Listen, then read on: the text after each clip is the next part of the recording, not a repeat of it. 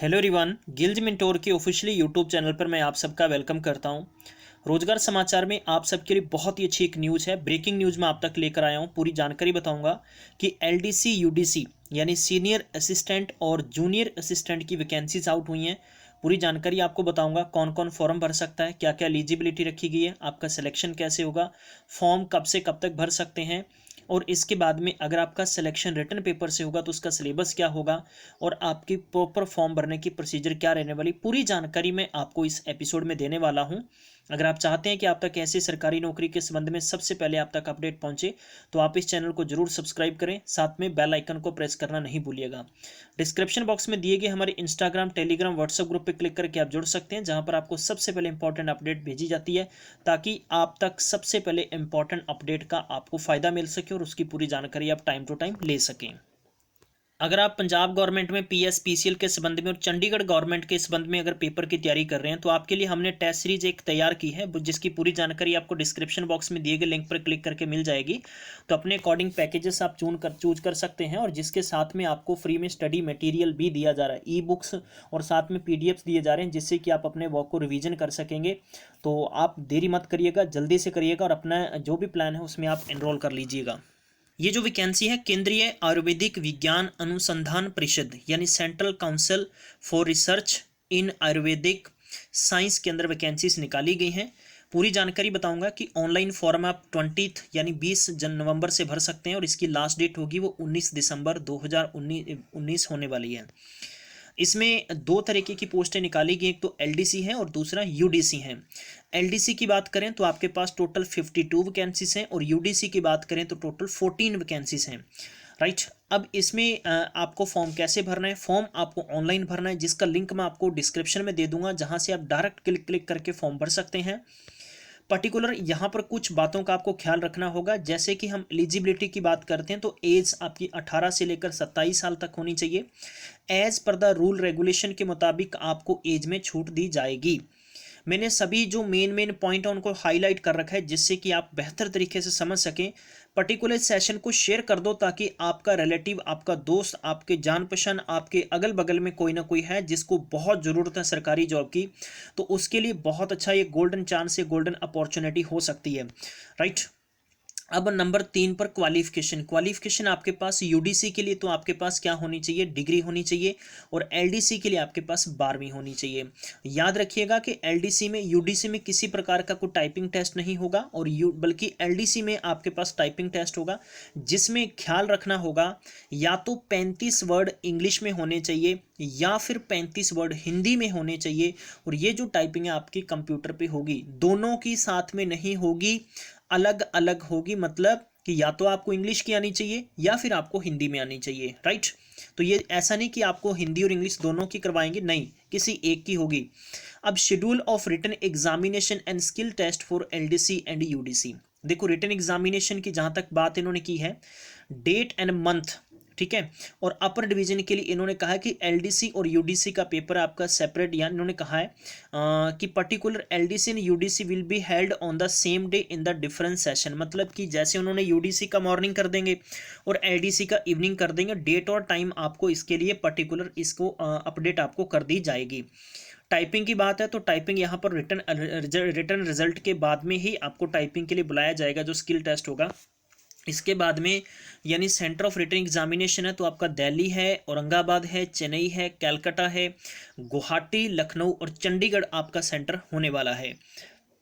जहां तक बात है selection procedure for upper division clerk यानी यूडीसी के लिए, क्या होगा आपका? क्या होगा? OMR, मतलब कि आपका पेपर ऑफलाइन लिया जाएगा, किसी भी प्रकार से ऑनलाइन एग्जाम आपका कंडक्ट नहीं किया जाएगा।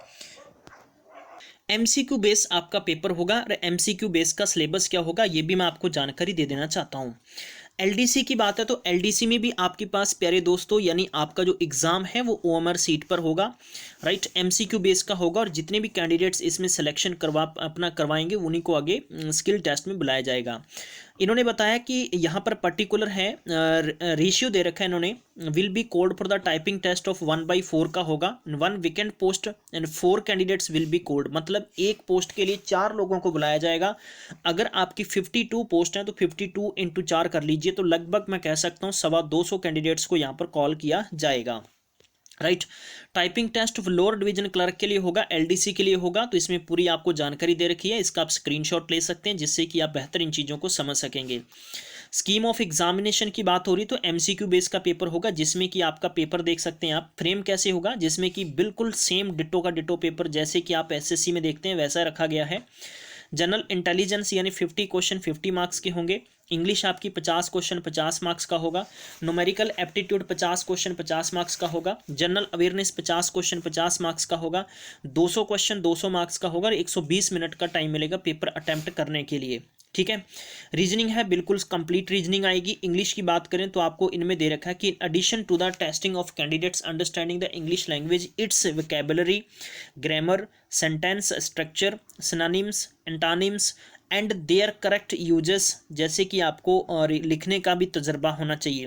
न्यूमेरिकल एबिलिटी की बात करते हैं तो इसमें पर्टिकुलर नंबर सिस्टम, ठीक है, और उसके बाद में आपको जैसे कि होल नंबर हो गया, फंडामेंटल अर्थमेटिक ऑपरेशन हो गया, percentage ratio, average, interest, profit and loss, discount, और ये सभी टॉपिक्स आपको आएंगे। हायर मैथमेटिक्स यहाँ पर नहीं आएगा, अर्थमेटिक आपको आएगा। इसके बाद में बात करते हैं तो जनरल अवेयरनेस में है, तो जनरल अवेयरनेस का जो सिलेबस होने वाला है आपका बिल्कुल होगा सेम, यानी एक तो एनवायरनमेंट के संबंधित होगा जनरल अवेयरनेस, जनरल के बारे में होगा, करंट होगा, sports, history, culture, geography, economy and polity के संबंध में, कॉन्स्टिट्यूशन के संबंध में और साइंटिफिक रिसर्च के बारे में सवाल आपको पूछे जाएंगे। स्कीम ऑफ एग्जामिनेशन की ये तो ऊपर था किसका, यूडीसी का, और ये एलडीसी का। एलडीसी में आपको 90 मिनट का टाइम मिलेगा, मतलब 1.5 घंटे का, और यहाँ पर आपको 100 क्वेश्चन मिलेंगे और 100 नंबर के मिलेंगे। पैटर्न एग्जाम का बिल्कुल सेम रहने वाला है, कोई यहाँ पर किसी भी प्रकार के चेंजेस ज़्यादातर नहीं मिलेंगे, सेम ही आपका सिलेबस होगा। यूडीसी में थोड़ा सा पेपर की रेंज होगी वो थोड़ा हाई होगी, और एलडीसी में पेपर की जो रेंज है वो कम होगी। पेपर में नेगेटिव मार्किंग आपका होने वाला है, याद रखिएगा कि पेपर की भाषा हिंदी और अंग्रेजी दोनों में होगा। इसमें आपको पर्टिकुलर कुछ बातें आपको ध्यान रखनी होंगी कि आप जब भी पेपर करेंगे तो नेगेटिव आपके 2 यानी 1.4 1/4 से आपको नेगेटिव मार्किंग को फेस करना पड़ेगा। और जितने भी पर्टिकुलर यहाँ पर ध्यान रखना कि आपका 40% पेपर अटैम्प्ट होना जरूरी है। आपको अप्लाई कैसे करना है, आपको www.ccras.nic पर जाना होगा, वहाँ पर जाकर अपना फॉर्म भर सकते हैं, रजिस्ट्रेशन कर सकते हैं। अब रजिस्ट्रेशन की बात करते हैं तो 100 रुपया फीस यहाँ पर होगी, ठीक है। और ओबीसी कैंडिडेट्स और किसी एससी जनरल और ओबीसी को 100 रुपया पे करना होगा। SC ST PWD EWS and women candidates और एक्स सर्विसमैन को कोई भी फीस यहाँ पर पे नहीं करनी है। इसके अलावा जैसे कि पेमेंट ऑफ एप्लीकेशन की बात है तो वो आपका यानी ऑनलाइन के सिस्टम के जरिए कर सकते हैं, पूरी जानकारी आपको दे दी गई है। तो प्यारे बंधुओं ये थी पूरी जानकारी, आई होप आपको प्रॉपर स्टेप बाय स्टेप सारी जानकारी समझ में आ गई होगी। तो प्लीज़ लाइक और शेयर करना बिल्कुल भी नहीं भूलिएगा। आप इंस्टाग्राम, टेलीग्राम, व्हाट्सअप, फेसबुक, जो भी आप सोशल मीडिया इंजन यूज करते हैं तो प्लीज़ वहाँ पर आप शेयर कर दो, ताकि फटाफट से सब तक इन्फॉर्मेशन पहुँच जानी चाहिए। तो दोस्तों ये जानकारी अच्छी लगी तो मुझे कमेंट में ज़रूर बताएं। तो आप सब ने अपना बेशकीमती समय दिया, इसके लिए मैं आपका शुक्रिया करूंगा। मिलते हैं फिर नेक्स्ट ब्रेकिंग न्यूज़ में, तब तक ख्याल रखिएगा, टेक केयर, बाय बाय।